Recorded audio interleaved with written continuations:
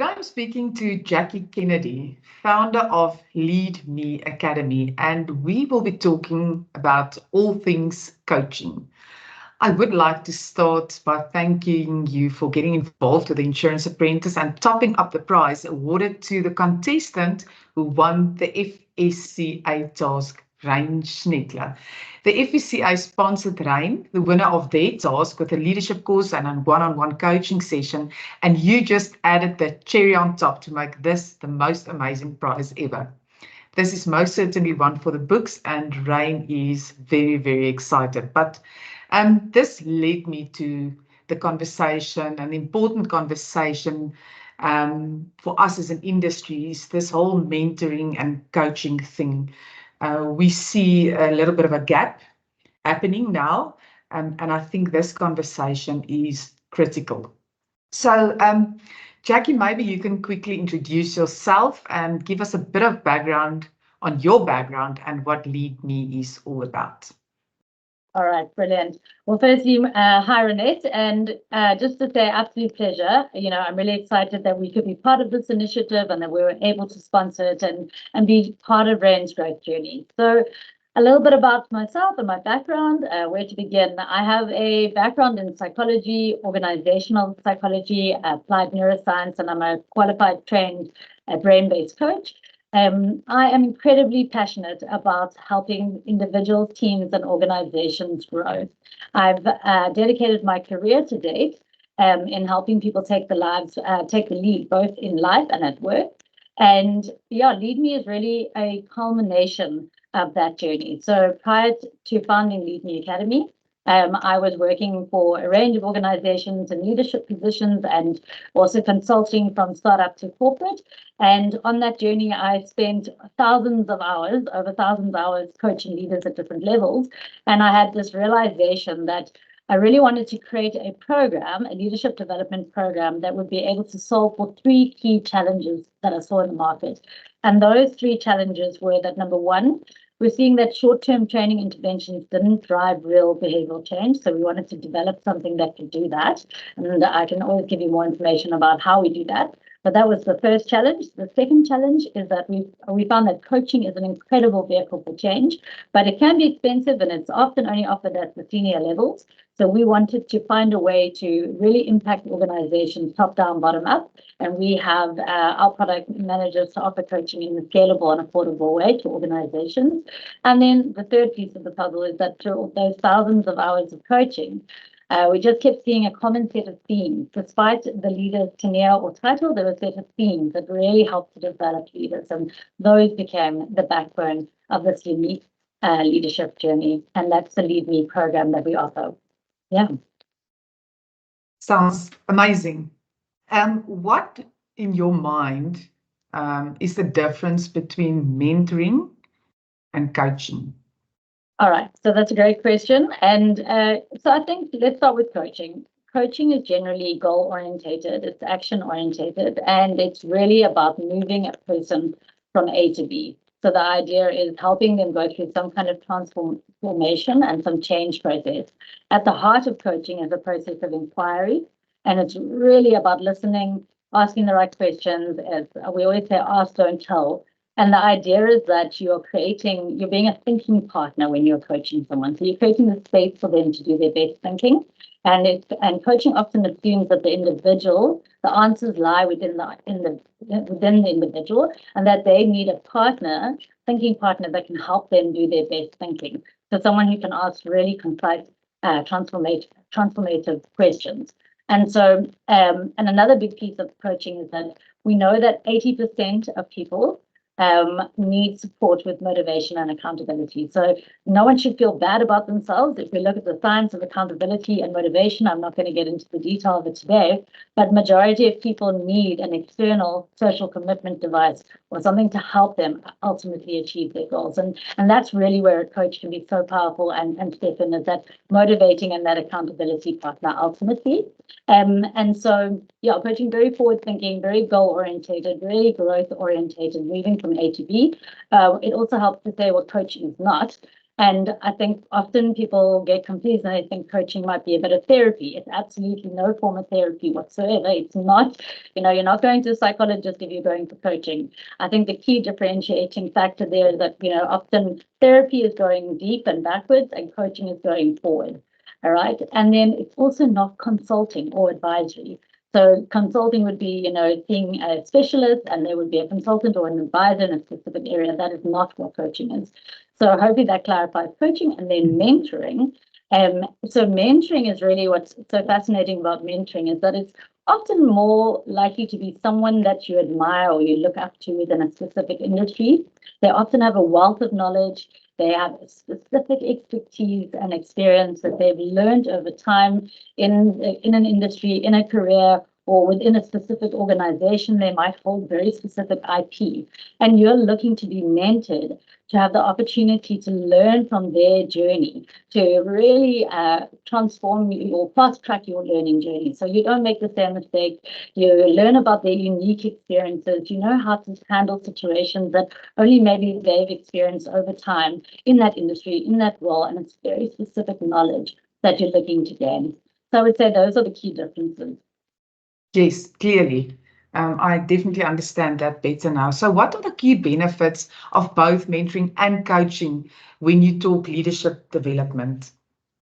Yeah, so I truly believe that they are both critical in leadership development. And what's so interesting is that we are seeing that mentoring seems to be something that is kind of in some ways fallen away a little bit within industry. So what I mean by that is that, if you go back, say, 30 years or so even, mentoring was part of your job description almost. As you became more and more senior and you went through your work experience, you were required almost to mentor those below you, to help them on that journey of their career and so on. And this seems to be kind of, we're too busy, we can't find the space of time, and people are having to try to find mentors outside of their own workplaces and so on. But mentoring is so critical for succession planning.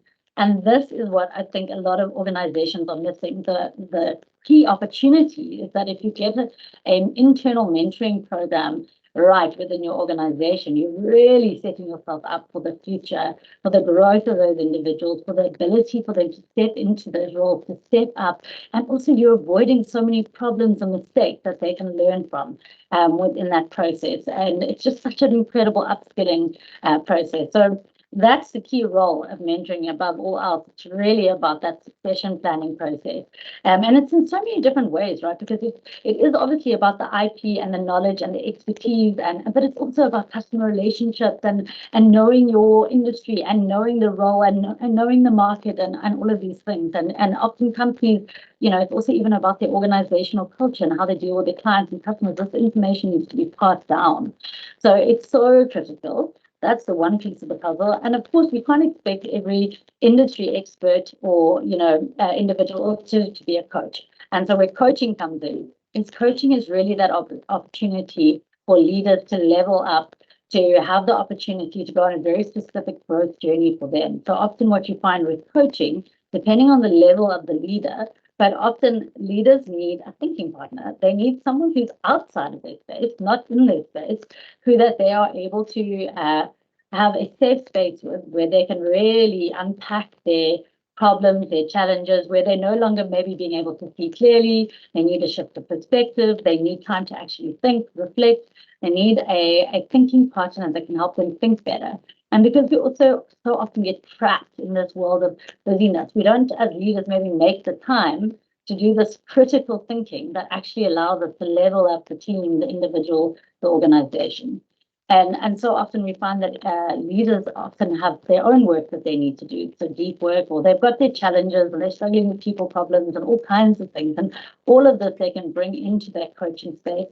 A coach will often also help them to see maybe their biases, unearth their biases that they might not be seeing. And just to really shine a different light or perspective, or to get them thinking in a different way. And of course, help them achieve any kind of goals that they're wanting to work on. And often we also see with coaching, it'll be, around dilemmas that are coming up within the business space. And it might be something more around communication and emotional intelligence and so on. Yeah.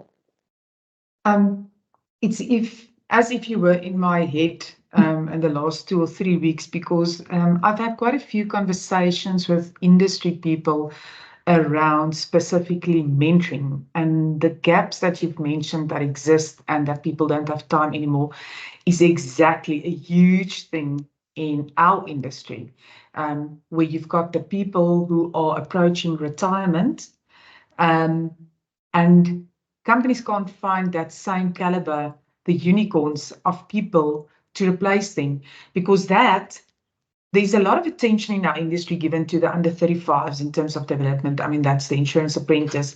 I'm giving people the leaders, the people on a high level that's really ready for growth. But it's as if after that, there's like a gap, and there are most certainly exclusions to the rule, but there's a big gap where the senior people don't take that time to really go and mentor the people in terms of the technical skills. So it's a huge topic in our industry, by the way, around skills and knowledge transfer. And I don't want to blame anyone, but there's serious gaps. And this is a conversation that I'm not going to leave here. It's one that I feel quite passionate about because I see the conversations happening. But that's a topic for a different day. But when I did, yeah, when I sorry, did- I was. I was just going to comment on that. I think one of the thoughts that we often have in our heads is this, we're too busy, and it's this short term. We're kind of choosing the short term win over the long term win. So it's like coming back to that thinking of, well, how do we incentivize it internally that it becomes, we realize the importance of it and we make the space and time for it, because it's actually, it feels in the moment when you're busy and you've got all these things to do, how do I fit in the time to do this? But really it's only an hour a week of, say, mentorship or whatever the case is. And let's be honest, 168 hours in a week, we can fit in an hour, right? And I mean, obviously break that down to 50, 60 hours of work, whatever the case is, you can fit in an hour. So it's like changing the psychology around it and just thinking about the long-term win for the business and the individual and so on. So I just wanted to jump in and mention that. Yeah. Quick thought that I've just had is when you think that you are ready for mentoring, or when you do have a mentor, is that someone, do you abruptly just walk up to someone and say, I see you as a mentor and I really want to be mentored by you? Or is it coming from the top, specifically with this gap that we identify, is coming from the top to say, I identify 1, 2, or 3 different people that I think potentially might be perfect to step into my role? So is it a combination of the two? What do we see? So I mean, look, it's definitely a combination of the two, but I think, so those really outgoing go-getters, the ones who really want to make a success of their careers, those individuals often go out and look for mentors. They approach people and they say, I've been tracking your career, I'm interested in you, would you be open to mentoring me? But so, not everybody's comfortable doing with that. Not everybody knows the power of it, and it's hard. Do you have the right people in your network and so on, especially if you're early on in your career? I would flip it and say, it's a missed opportunity if organizations aren't developing a mentoring plan internally within their organization, right? They've got the power to do that. That's part of your succession planning. It's really looking at who are the up and coming individuals, who should we be identifying, and also what's the good match, right? What level to who, and what position and role, and all of those things. Yeah. Talking about matches, different strokes for different folks. And what I mean with that is that a coach that works for one person, so it's back to coaching, a coach that works for one person is not necessarily going to be a fit for another. You always refer to the chemistry part. So me referring my amazing coach to you doesn't necessarily mean that it's going to be a fit for you. How do you match coaches with people who are looking for that good fit? So I know a lot of people that I really want to coach, but I don't know who, I don't know where to start. Yeah, so I think this is such a critical part of the process, right? Getting the match, the fit right. And ultimately, coaching is so relational. So to match the right person, they have to have someone that they can connect and relate to. Otherwise, the relationship doesn't work. because it's really the safe space where you need to quite quickly feel comfortable with this person, and then to go to share whatever it is that you need to share in those sessions. So it really is about character and relatableness. That's one part about it. So we always say we try and quite quickly suss out personality, character. So both of the, obviously you want to kind of think about all your coaches, what are their personality and characteristics, and then the individual that's coming in looking for a coach, you want to kind of gauge their personality and character to some extent, and then what are their goals for coaching? Because obviously there's so many different reasons why you might want to go into coaching, right? So we need to know exactly what is their purpose for coaching, because what we see often is that coaches niche. So what I mean is, you'll have a coach who's incredible if it's about career trajectory, or a coach that's incredible if it's about emotional intelligence development, let's say, or perspective shifting. So you kind of want to know what are the goals, what is the characteristics, and then what is the culture of the company. So this is another big piece of it. So I always say these three key things. So the coach needs to fit the individual from a relatable connectedness. They need to be the right match for the goal. So are they the niche, right? They're good, they've done this is what they're good at, they can help this individual in this area. And then are they also the right fit for the organization? And so we generally also, when we work with organizations and we match coaches to their employees and leaders at different levels. And so we also want to suss out the culture, because it has to be the right fit for the culture of the organization as well. So that's backwards to the coach. Does the coach fit the culture of the organization? And so those are the key areas that we are normally thinking about when selecting or matching coach to individual. Do you sometimes get it wrong?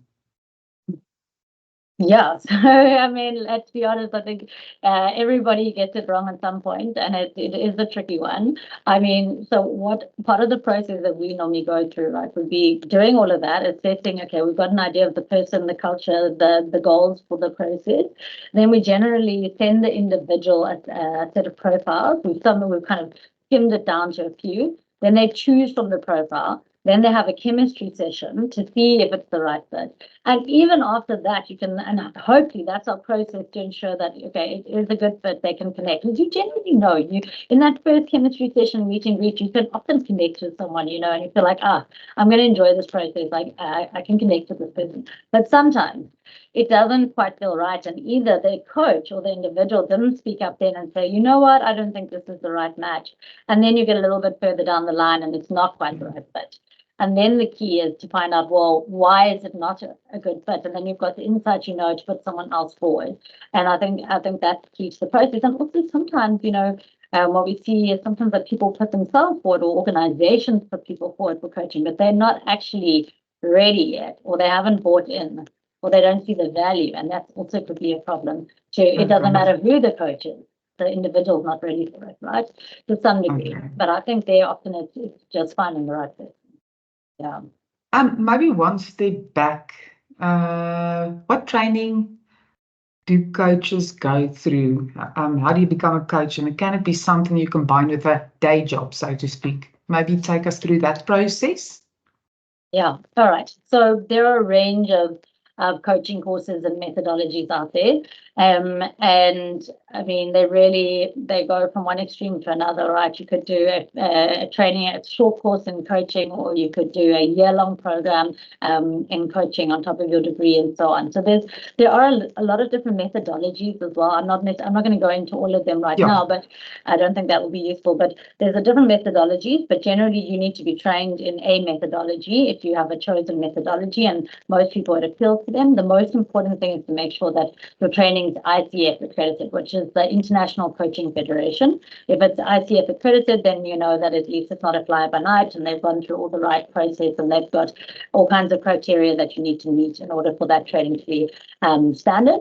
And then the next part of that is you can then, as a coach, get further accredited. So you can get, and there's 3 different layers to that. There's the ACC accreditation, then there's PCC accreditation, and then there's MCC accreditation. And that really is kind of, as you can imagine, it's almost like, your starting block, and then you get a bit more hours under your belt, and so you go. And it's an exam that you have to write, and there's a process attached to all of it. But those are the different levels that you can get through the ICF. And then in addition to the ICF is the International Coaching Federation, and it's highly recommended that that's the kind of main coaching body. It's international as well. Within South Africa, we have Commensa, which is for coaches and mentors of South Africa. So that's another body that you could also be accredited to. But kind of circling all the way back, what we see is that it's most important for the training to be ICF accredited, as that being the key starting point. And then what you'd really be looking for after that is hours of experience and match. Match is so important, yeah. Is this something like the characteristics or trademarks of a really great coach, or can it be anyone? Yeah, so that's an interesting question. And I think, earlier on you mentioned like different strokes for different folks, right? And I think this is always going to be true. So different personality types are going to work with different people. But when it comes to coaching, if we go back to, well, if you get trained in coaching, you train up in very specific skills, and that is the power to be able to listen and be present, because the power of truly listening allows you to inquire and to ask the right questions. And it's actually the decisive questions, those questions that cut to the heart of it. When you meet a coach, it's just so good at, they listen to you, and they just cut straight through with a question that blows your mind, and you go, whoa, I never thought about it like that. Whoa, I never realized that about myself. Oh, I never seen that before. And so in my experience, I truly find that a coach who can listen and their questions, that's at the heart of it for me. If they're the opposite, if they just like the sound of their own voice and they keep reverting into a lot of telling, then it's generally a sign that they're not going to be a great coach. Okay. Maybe they should be in consulting or something. Yeah. I think we've covered a lot of things, and we probably could have talked a little bit more, but I'm going to end this by asking you if there's any message. I think there's a lot of work. There is a lot of people in our industry who believes in the coaching and mentoring thing, but I still believe that there are massive gaps. So we work in insurance and financial services. Any message to our audience? Yeah, I think the main message there is, I think, to think about the future of your business and your organization and the individuals that you are growing from within. If you invest in them earlier on and you set up the right mentoring programs and the right coaching possibilities and opportunities, you can really develop incredible leaders of the future, and you can really set yourself up for long-term success and to stand out against your competitors for multiple reasons, right? Because you're kind of keeping that IP and that knowledge within the business, but you also got the succession planning in place. You're also offering that development, which is a perk for anyone who works for you to get that kind of investment in their personal and professional development. So it's just, there's so many layers, and I'm always open to chatting more. So if anyone ever wants to reach out and connect about coaching and mentoring and developing leaders, they can reach out to me. Yeah. Thank you for your time, Jackie. That was really a great chat. I'm sure this is not our last chat, but thank you for your time. Absolute pleasure. Thanks so much, Rianet. Likewise. Thank you. This is Rianet Whitehead, FAnews Editor, signing off.